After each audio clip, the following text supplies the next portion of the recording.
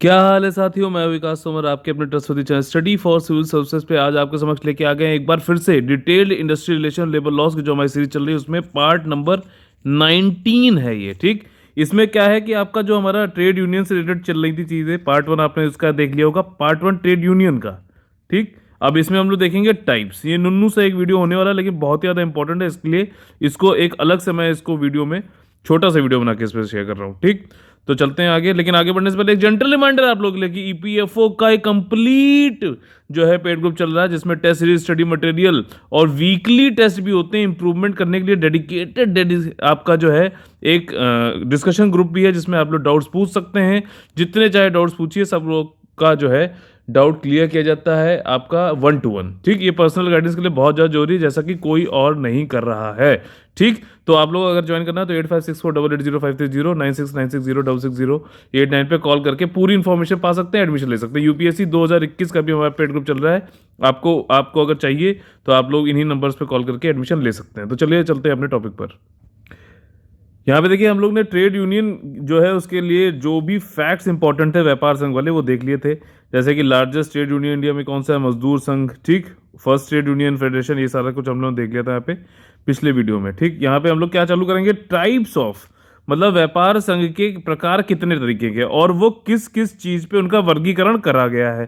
ठीक, मतलब क्लासिफिकेशन किस किस पर्पस पे किया गया, जैसे कि यहाँ पे पहला जो है पर्पस है, दूसरा है ऑक्यूपेशनल, तीसरा है लेवल। तो उस तरीके से जो है अलग अलग तरीके से आप वर्गीकरण कर सकते हो, तो उसको हम उसी जो है परिप्रेक्ष्य में समझेंगे। अब समझो, जब हम पर्पस मतलब किसी ट्रेड यूनियन का बनाने के लिए या फिर उसका जो भी उद्देश्य है वो क्या है उसके अनुसार हम क्लासिफाई कर रहे हैं तो उसको बोलेंगे पर्पस पे ट्रेड यूनियन का क्लासिफिकेशन।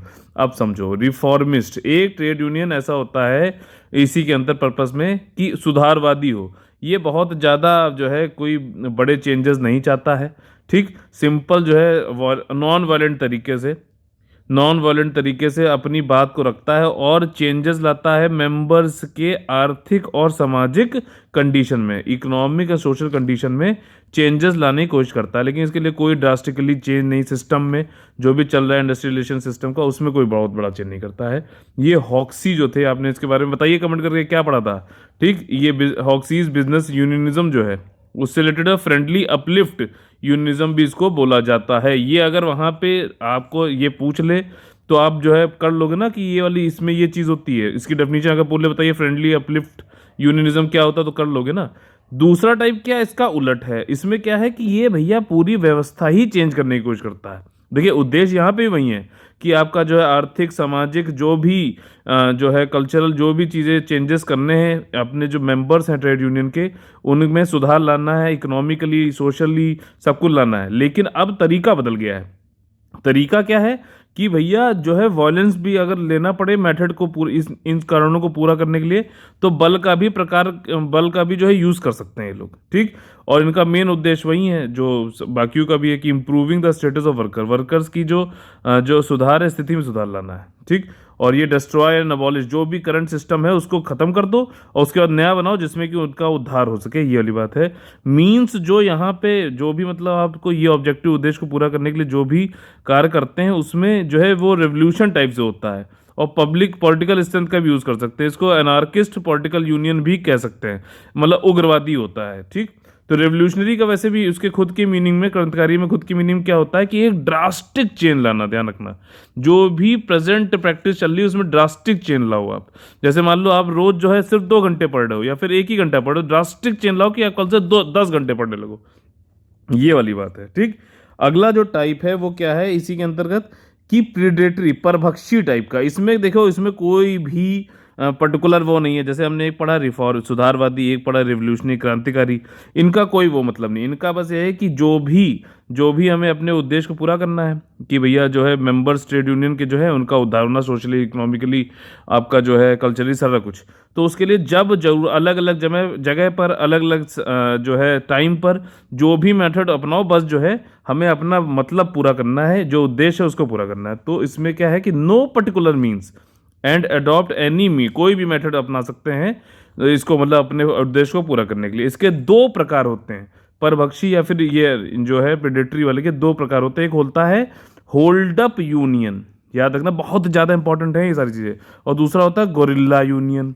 ठीक, होल्ड अप यूनियन में क्या है कि फॉर्म बाय ये combination of employ and employer है। ठीक, ये किसी भी not avoiding by any principles concern with their own benefit.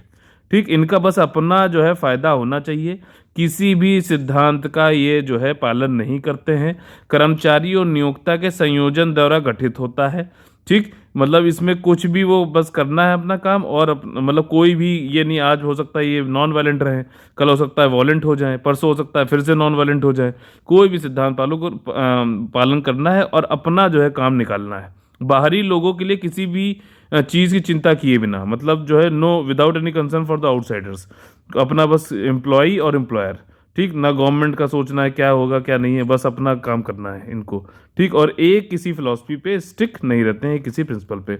Gorilla union क्या है? गोरिल्ला यूनियन में ये होता है कि वर्क अगेंस्ट द एम्प्लॉयर। अब इसमें क्या है कि वर्कर जो होते हैं वो एम्प्लॉयर को, नियोक्ताओं के खिलाफ करते हैं, काम करते हैं। ठीक, वैसे भी गोरिल्ला वॉरफेयर आप लोगों ने सुना होगा कि चुपके से आओ। ठीक, आपसे जो सामने वाला है एनिमी, वो स्ट्रांग है आपसे नंबर्स में, टेक्नोलॉजी में, सब में, तो आप क्या करोगे? आप छुप के आओगे, वो हमला करोगे मौका देखते ही, और फिर छुप जाओगे जाके, जैसा कि नक्सल्स अभी कर रहे हैं।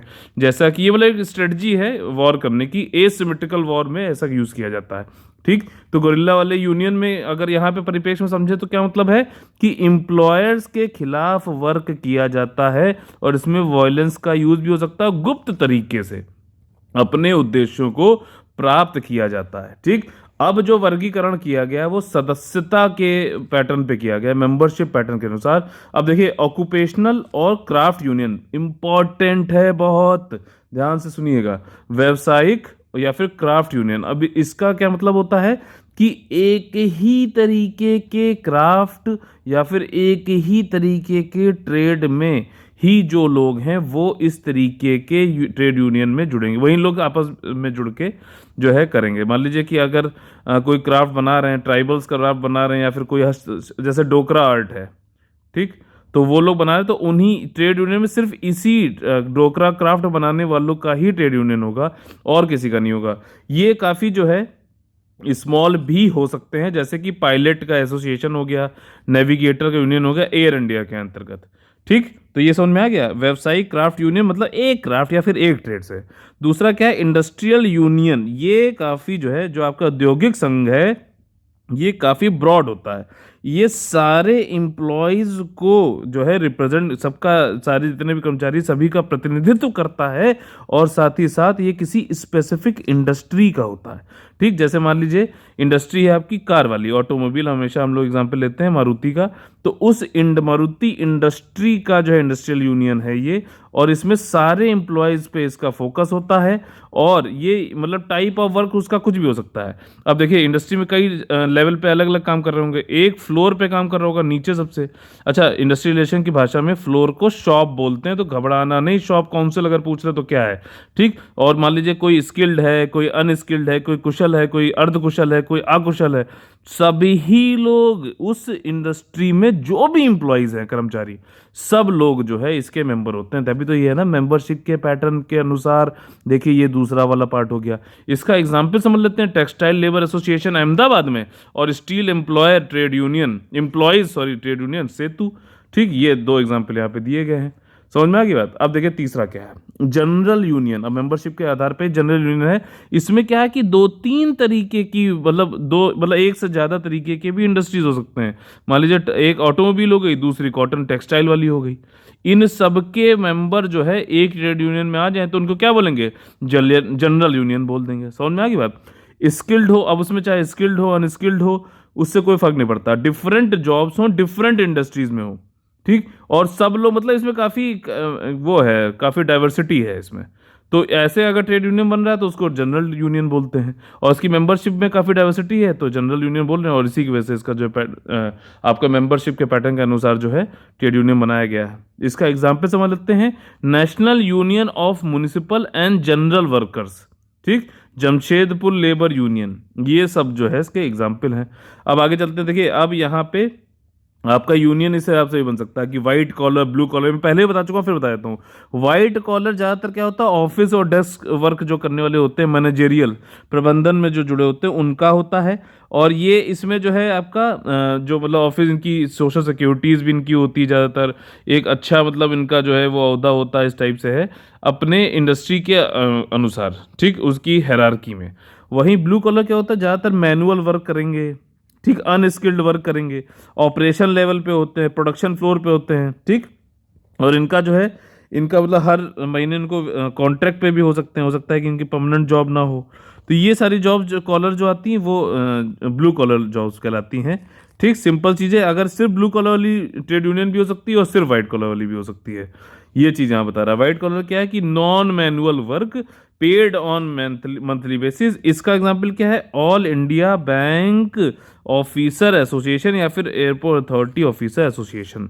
अब हम जो है, अब हमने समझ लिया कि मेंबरशिप के पैटर्न के अनुसार, पर्पस के अनुसार जो है टाइप्स क्या हो सकते हैं ट्रेड यूनियन के, ठीक, मेंबरशिप के पैटर्न के अनुसार हो सकते हैं। अब तीसरा क्या है, लेवल ऑफ ऑपरेशन। ये सबसे ज़्यादा इजी है, ये बहुत ही मतलब आपको तुरंत समझ में आ जाएगा। लेवल ऑफ ऑपरेशन मतलब कि प्लांट लेवल पे अगर काम कर रहा है किसी एक बढ़िया, मतलब कई बड़ा एरिया है, उसमें इंडस्ट्रियल एरिया मान लीजिए, उसमें एक प्लांट बना हुआ है, एक मतलब जो है फैक्ट्री टाइप से है, उसमें जो उनका अगर ट्रेड यूनियन बन रहा है तो उसको जो है एक उसको अलग बोल देंगे। इसमें मतलब एरिया के हिसाब से होता है, कितने हिसाब से हो रहा है, स्पेशल इसको बोल सकते हो आप, कैटेगराइजेशन, ठीक। तो उसमें एक फैक्ट्री या प्लांट पे काम हो रहा है तो उसको संयंत्र या फिर प्लांट लेवल बोल देंगे। इंडस्ट्रियल लेवल पे हो रहा है, इसमें कई सारे प्लांट हैं, एक जैसे ऑटोमोबाइल है तो एक टायर बना रही है, कुछ बना रही, काफ़ी बड़ी इंडस्ट्रियल लेवल पे हो रहा है तो सेवरल फैक्ट्री भी हो सकती हैं इसमें, कई सारे इंटरप्राइज हो सकते हैं, कई सारे उद्यम शामिल हैं, ठीक है। फिर रीजनल लेवल पे हो गया, पूरा जो है इंडस्ट्रियल कॉरिडोर बना हुआ है, पूरा रीजन में चल रहा है, जैसे कि आपको गुजरात रीजन हो गया। इंडस्ट्रियल कॉरिडोर भी हैं हमारे देश में, 6 हैं करीबन, मुझे यहाँ तक याद आ रहा है। इसको जो है आप लोग पेड ग्रुप में पूछेंगे, मैं बता दूंगा, ठीक। और अगर नेशनल लेवल पे हो जाए, जो कि हमारा अगला है, ठीक, नेशनल लेवल पे अगर नेशनल फेडरेशन बना दें, पूरे देश में हो रहा है, ठीक, तो उसको जो है आपका पूरे पूरे जो है, वैसे भारत देश में कोई वो बनी हुई फेडरेशन, हमारा प्यारा भारत, तो उसका जो है वो नेशनल लेवल का हो जाएगा। तो ये क्या होता है, ये आपका जो है लेवल ऑफ ऑपरेशन है कि कितना छोटे से लेके आप बड़े तक, एरिया वाइज, स्पेशियल जगह के अनुसार होता है। तो इस तरीके से हमारा जो एक छोटा सा नुन्नू सा ये वीडियो था इंडस्ट्रियल रिलेशन में, आपका ट्रेड यूनियन से लेके, ये पार्ट 2 था, जिसमें कि हमने ट्रेड यूनियन के टाइप्स क्या होते हैं, 3 तरीके क्या, उसके अंतर्गत कौन कौन से हैं वो सब जाने। अगले पार्ट में यानी कि पार्ट नंबर 20 में हम लोग थ्योरी समझेंगे, जो बहुत ही ज़्यादा इंपॉर्टेंट है। तो अगर आप लोग को अगर हमारे पेड को ज्वाइन करना है तो 8564880530, और आपका दूसरा नंबर है 9696066089 पे आप लोग कॉल करके एडमिशन ले सकते हैं। जय हिंद, जय Bharat, all the very best है।